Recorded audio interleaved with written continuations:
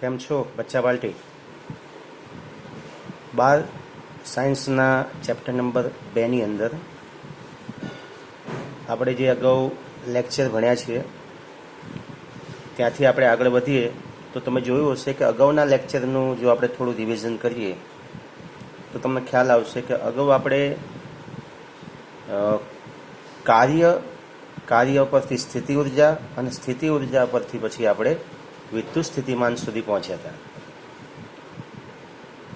કાર્ય જે છે એ માર્ગ પર આધારિત નથી, મતલબ કે સંરક્ષી બળ જેવું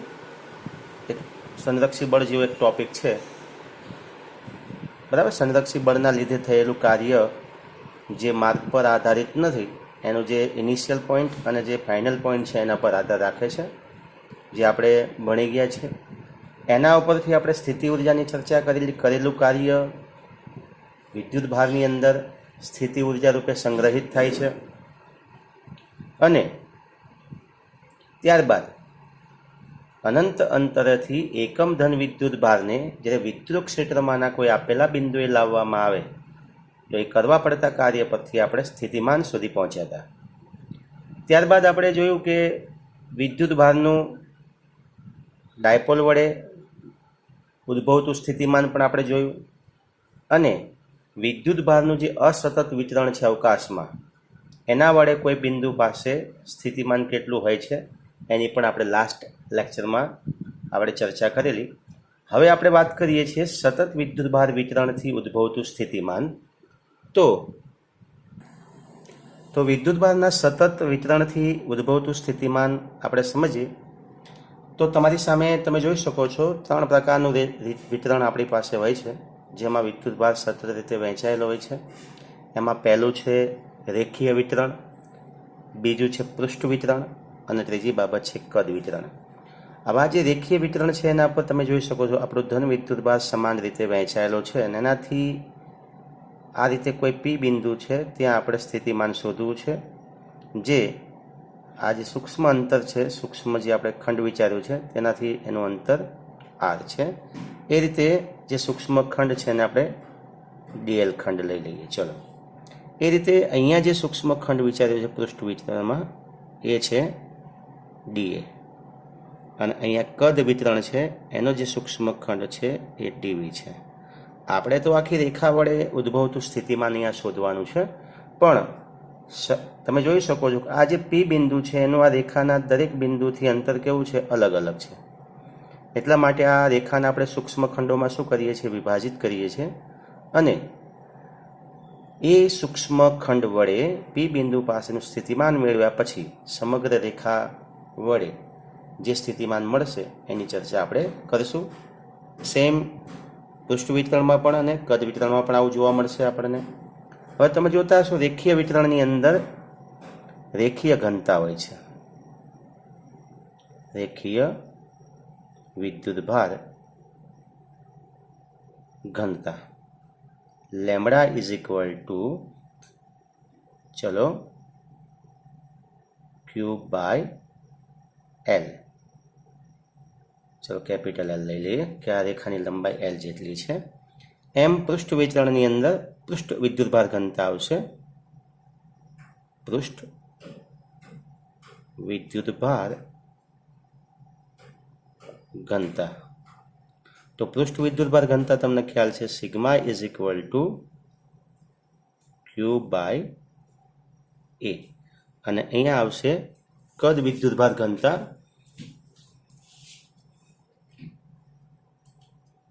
કદ વિદ્યુત ભાર ઘનતા rho is equal to Q by V. તો આ બધો પરિચય આપણે ચેપ્ટર નંબર 1માં મેળવેલો છે. ત્યારબાદ આ જે સૂક્ષ્મ ખંડ આપણે વિચાર્યો છે એ સૂક્ષ્મ ખંડ પરનો વિદ્યુત ભાર કેટલો હશે, તો કે ખંડની લંબાઈ કેટલી છે, સૂક્ષ્મ ખંડની લંબાઈ. તો તમને ખ્યાલ છે સૂક્ષ્મ ખંડની લંબાઈ કેટલી આપી છે અહીંયા, ડીએલ.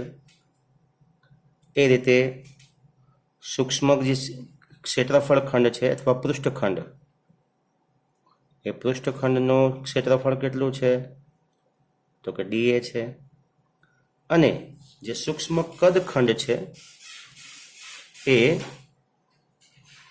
કદખંડનું કદ તો કેટલું આપેલું છે અહીંયા તમે જોઈ શકો dV છે, તો આપણે dV લઈ લઈએ.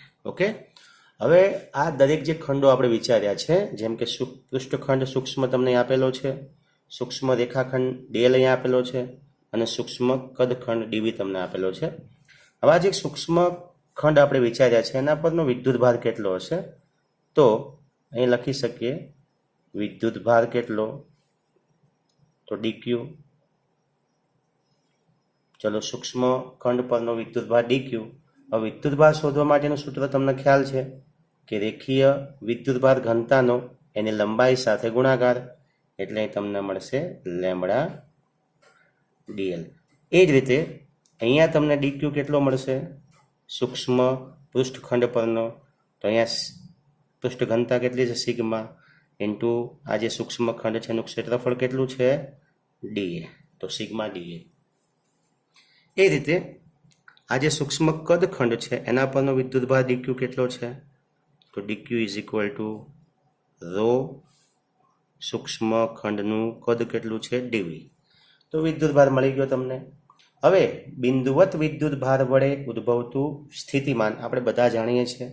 સ્થિતિમાનનું સૂત્ર શું છે, તો હું અહીંયા લખી નાખું છું સાઈડમાં કે બિંદુવત વિદ્યુતભાર હોય તો એના વડે ઉદ્ભવતું સ્થિતિમાન તમને ખ્યાલ છે V is equal two KQ upon શું આવશે R. ઓકે, આ ખ્યાલ આવી ગયો તમને.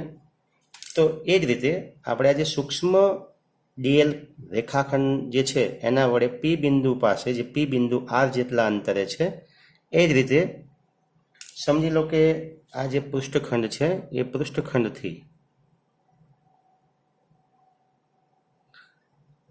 R જેટલા અંતરે P બિંદુ છે ત્યાં સ્થિતિમાન શોધવાનું છે. એ જ રીતે અહીંયા આ જે સૂક્ષ્મ કદખંડ છે ત્યાંથી P જેટલા અંતરે P બિંદુ પાસે જે R અંતરે આવેલું છે ત્યાં સ્થિતિમાન આપણે શોધવું છે. આમ સૂક્ષ્મ dl ખંડની જે લંબાઈ છે એના વડે સ્થિતિમાન, પછી સૂક્ષ્મ પૃષ્ઠખંડ છે એના વડે સ્થિતિમાન, અને સૂક્ષ્મ કદખંડ છે એના વડે સ્થિતિમાન. તો અહીંયા હું લખું છું એ પ્રમાણે તમે જુઓ કે જે સૂક્ષ્મ રેખાખંડ છે એના વડે P બિંદુ પાસે સ્થિતિમાન કેટલું હશે, તો સૂક્ષ્મ કદખંડ છે રેખાખંડ છે માટે dV is equal to k dq by અંતર કેટલું છે R. ખ્યાલ આવી ગયો તમને. એ રીતે અહીંયા પણ કેટલું મળશે dV is equal to k dq by R same, અને એ રીતે અહીંયા પણ કેટલું મળશે dV is equal to k dq by R. પણ તમને dq બરાબર ખ્યાલ છે, અહીંયા લેમ્બડા dl છે, સિગ્મા dA અને રો dV. ચલો એનો આપણે ઉપયોગ કરીએ તો dV is equal to k dq કેટલા છે, તો લેમ્બડા dl બાય R. એ રીતે અહીંયા જો dV શોધવું હોય તો k dq કેટલા છે સિગ્મા dA બાય R, અને અહીંયા dV કેટલું હશે, dV ઇઝ ઇક્વલ ટુ તો k dq કેટલા છે રો dV બાય R, કારણ કે R જેટલા અંતરે છે.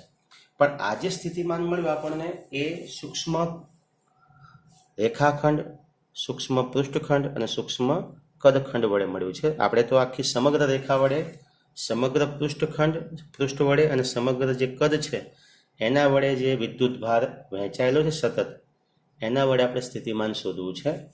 તો V શોધવા માટે V શોધવું હોય તો શું મળશે તમને, તો તમે જોઈ શકો છો V શોધવો હોય તો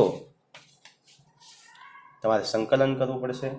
સંકલન કરવા માટે તમારે શેનો ઉપયોગ કરવો પડશે, તો તમે જોઈ શકો છો અહીંયા k કેવું પદ છે અચળ, સંકલન કરી નાખીએ k કેટલી લંબાઈ છે? તો કે એલ લંબાઈ, એટલે એલ. અહીં ઉપર જે કિંમત છે લખી નાખો. તો કે બાર લઈ લીધું છે લેમડા ડીએલ બાય આર. એ રીતે અહીંયા તમે લખશો તો સેમ મળશે. કે સંકલનમાં અહીંયા આવશે એલની જગ્યાએ સરફેસ, એટલે અહીંયા આપણે એસ લઈ લઈએ છીએ, સિગ્મા ડીએ બાય આર. અને એ રીતે ડીવી ઇઝ ઇક્વલ ટુ કે સંકલન કુલ કદ વી છે રો ડીવી બાય આર. તો આ રીતે જ્યારે વિદ્યુત ભારનું સતત વિતરણ થયેલું હોય તો એ સતત વિતરિત થયેલી રેખા વડે, કોઈ પૃષ્ઠ વડે કે કોઈ કદ વડે આર અંતરે રહેલા પી બિંદુ પાસે સ્થિતિમાન કેટલું હોય છે એ શોધવા માટેની આ એક વાત આપણે અત્યારે કરી છે. આના ઉપરથી તમારે થિયરી બનાવવાની છે તો તમે એક યામ પદ્ધતિ અહીંયા ઉપયોગ કરી, કાર્ટેશિયન યામ પદ્ધતિનો ઉપયોગ કરીને તમે આખી થિયરી એને લખી શકો છો. તમને ગાણિતિક રીતે સમજૂતી અહીં તમને આપેલી છે. ઓકે. અને આના ઉપરથી જે सम्स જે આપણે ગણવાના છે, જે દાખલાઓ આપણે ગણવાના છે, અને એ વખતે આનો આપણે પૂરેપૂરો પરિચય મેળવશું. હવે એક બીજી અગત્યની બાબત છે, એક બીજા પ્રશ્ન સાથે સાથે લઈ લઈએ અહીંયા. તો એ પ્રશ્ન છે આપણા માટે કે જેમ કે સતત વિદ્યુત ભારનું વિતરણ આપણે કોઈ રેખા પર જોયું, કોઈ પૃષ્ઠ ઉપરનું જોયું અને કોઈ કદ ઉપરનું જોયું. કદની અંદર એવું તમારે સમજવાનું છે કે આપણે વિદ્યુત ભાર એની અંદર સમગ્ર રીતે ઠાંસીને સતત રીતે વહેંચેલો છે. પૃષ્ઠ ઉપર પણ એ રીતે જ હોય છે અને રેખા પર પણ એ રીતે જ હોય છે. પણ ધારો કે કોઈ કવચ છે અને કવચની સપાટી પર વિદ્યુત ભાર સતત રીતે વહેંચાયેલો છે, તો એના માટે સ્થિતિમાન શોધવાનું સૂત્ર શું છે? તો સતત વિદ્યુત ભાર વિતરણ ધરાવતું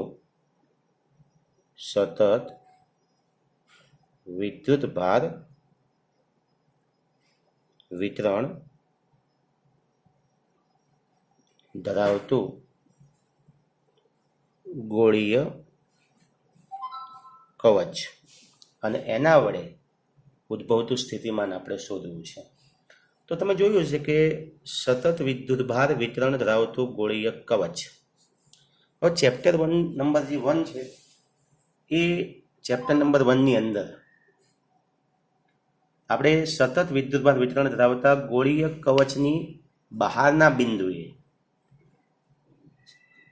વિદ્યુત ક્ષેત્રની ગાઉસના નિયમનો ઉપયોગ કરીને આપણે વિદ્યુત ક્ષેત્ર મેળવેલું, સપાટી પર વિદ્યુત સ્થિતિમાન મેળવેલું આપણે, બરાબર, અને કવચની અંદરના ભાગમાં સ્થિતિમાન આપણે મેળવેલું.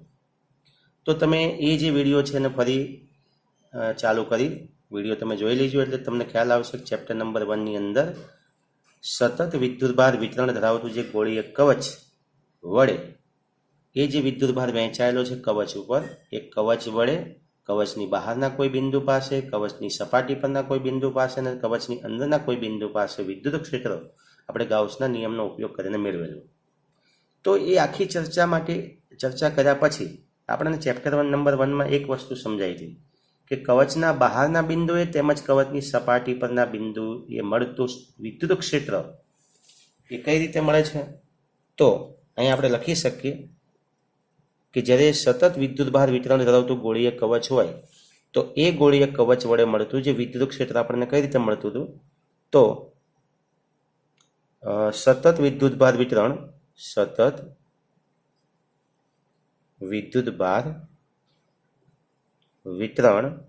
ધરાવતા ગોળીય કવચ વડે, બરાબર, સતત વિદ્યુત ભાર વિતરણ ધરાવતા ગોળીય કવચ વડે કવચની બહારના બિંદુએ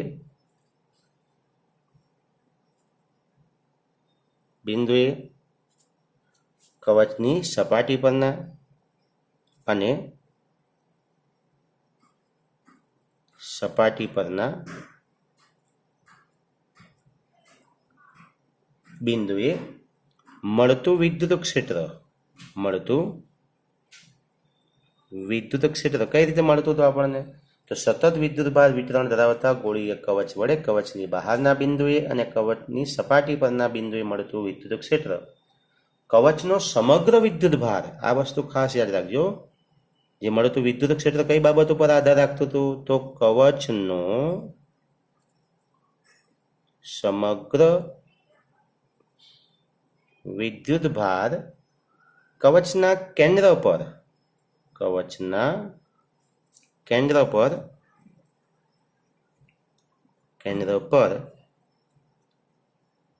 કેન્દ્રિત થયેલો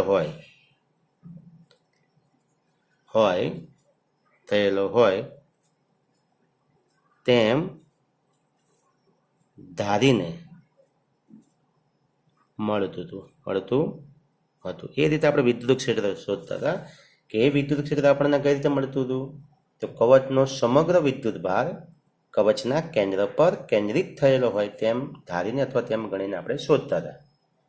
હવે આ જ વિદ્યુત ક્ષેત્ર પરથી જ્યારે આપણે વિદ્યુત સ્થિતિમાનની ચર્ચા કરીએ છીએ તો વિદ્યુત સ્થિતિમાનનું વિદ્યુત ક્ષેત્ર વડે આપણે જે સૂત્ર મેળવેલું છે એ તમને બધાને ખ્યાલ છે કે વિદ્યુત ક્ષેત્ર વડે તમને ખ્યાલ છે અનંત અંતરેથી વિદ્યુત ક્ષેત્રમાંના આપેલા કોઈ બિંદુએ એકમ ધન વિદ્યુત ભારને લાવવા માટે કરવું પડતું કાર્ય એટલે તે બિંદુ પાસેનું સ્થિતિમાન.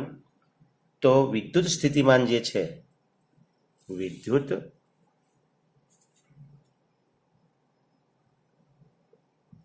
સ્થિતિમાન, બરાબર, પણ કોના પરથી? તો વિદ્યુત સ્થિતિમાન વિદ્યુત ક્ષેત્ર પરથી. વિદ્યુત સ્થિતિમાન પણ કોના પરથી? તો વિદ્યુત ક્ષેત્ર પરથી. તો એ સૂત્ર આપણે એપ્લાય કરેલું કે V is equal two minus સંકલન ઇન્ફિનિટી ટુ P સદિશ A ઇન્ટુ dr. આ સૂત્રનો આપણે ઉપયોગ કરેલો, તમને ખ્યાલ હશે, જ્યાં આપણે વિદ્યુત ક્ષેત્ર વડે સ્થિતિમાન મેળવેલું.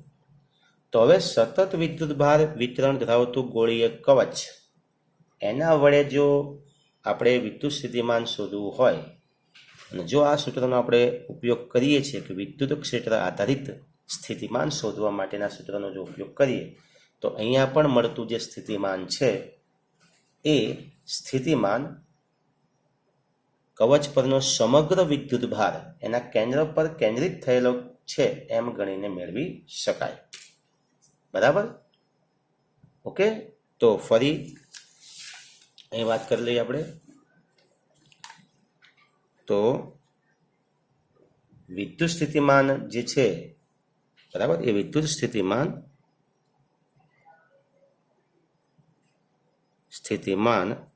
કઈ રીતે મળશે? તો વિદ્યુત સ્થિતિમાન માટે પણ બધો વિદ્યુત ભાર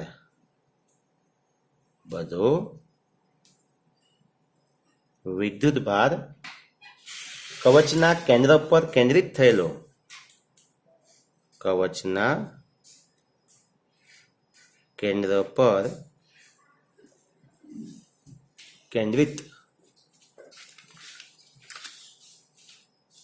કેન્દ્રિત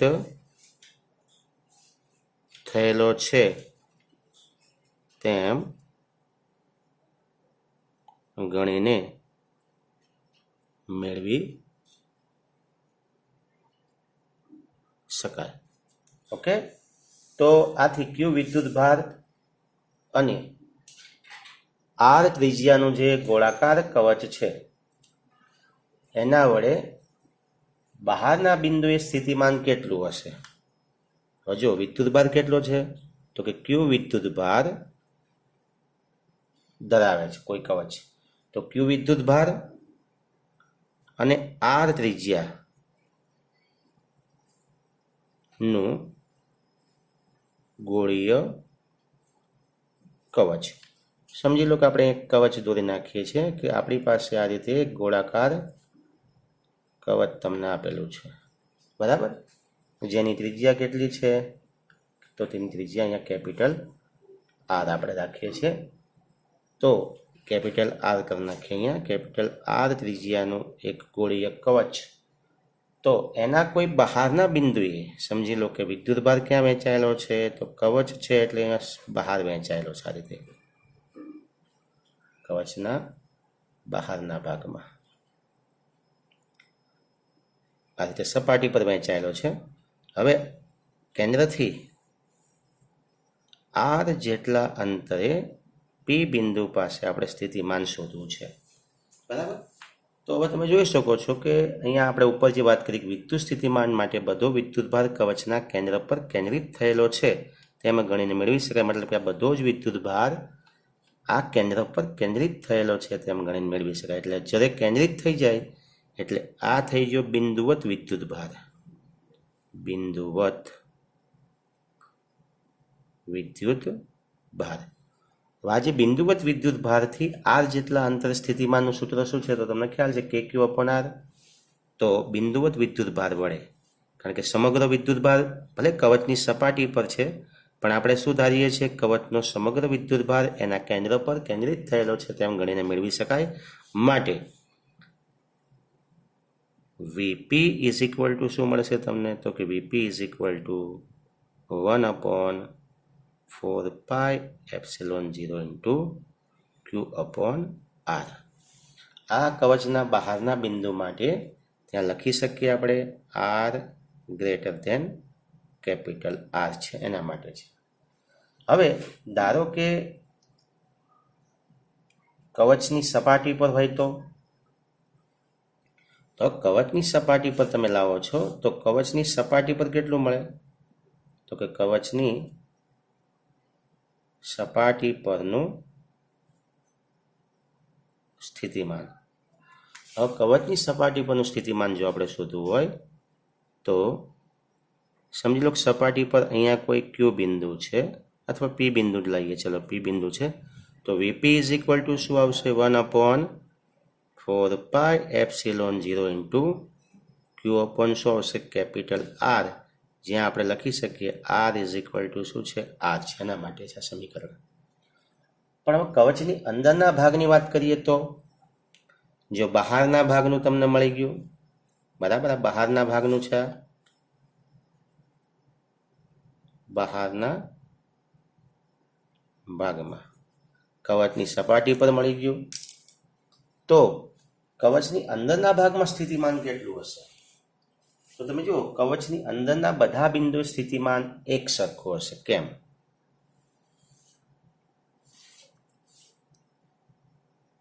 કવચના અંદરના ભાગમાં બધા બિંદુએ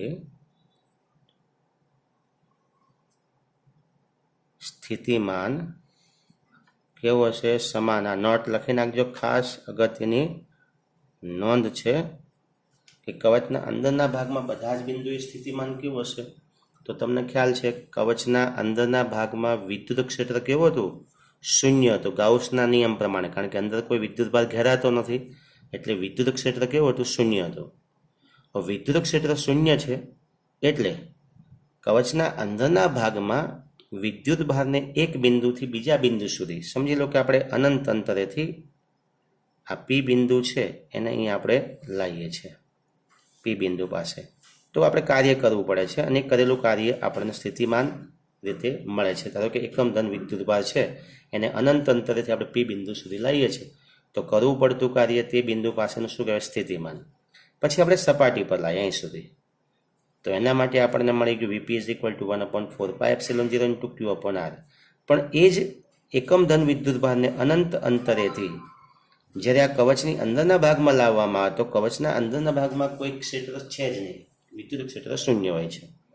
તો કવચના અંદરના ભાગમાં વિદ્યુત ક્ષેત્ર શૂન્ય હોવાના લીધે અંદર વિદ્યુતભારને એક બિંદુથી સમજી લો કે આ એ બિંદુ છે, એ બિંદુથી બી બિંદુ સુધી લઈ જવા માટે કોઈ કાર્ય કરવું પડતું નથી, કારણ કે બળ છે જ નહીં એટલે કોઈ કાર્ય કરવું પડતું નથી અને કોઈ કાર્ય કરવું પડતું નથી એટલે સ્થિતિમાન એ બિંદુ પાસેનું અને બી બિંદુ પાસેનું કેવું હોય છે? સમાન હોય છે.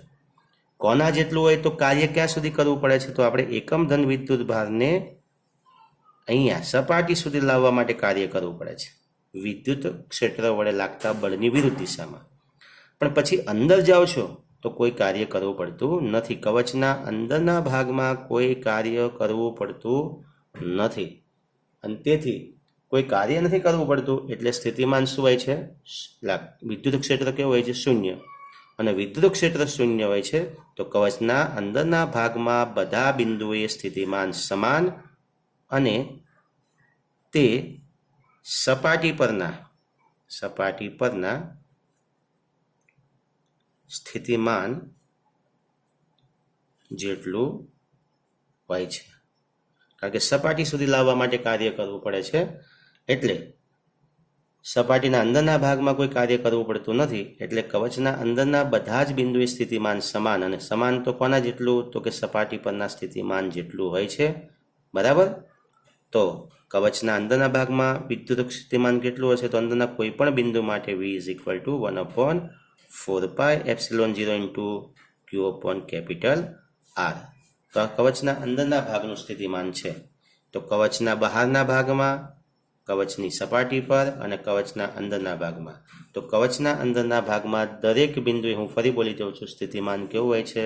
તો કવચના અંદરના ભાગમાં દરેક બિંદુએ સ્થિતિમાન સમાન હોય છે અને એનું મૂલ્ય કવચની સપાટી પરના સ્થિતિમાન જેટલું હોય છે.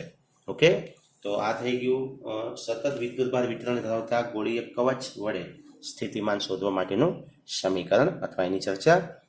અહીં સુધી રાખીએ છીએ આજે આ લેક્ચરમાં. નેક્સ્ટ લેક્ચરમાં આપણે આગળ નવા ટોપિકની ચર્ચા કરશું. મળીએ. આ વિડીયો તમને જો લાઈક થતો હોય તો તમે લાઈક કરજો, શેર કરજો અને મારી ચેનલને સબસ્ક્રાઈબ કરીને તમારા મિત્રો સુધી પહોંચાડજો. ઓકે, તો અહીંયા લેક્ચર આપણે પૂર્ણ કરીએ છીએ. આવજો. જય હિન્દ, જય ગરવી ગુજરાત.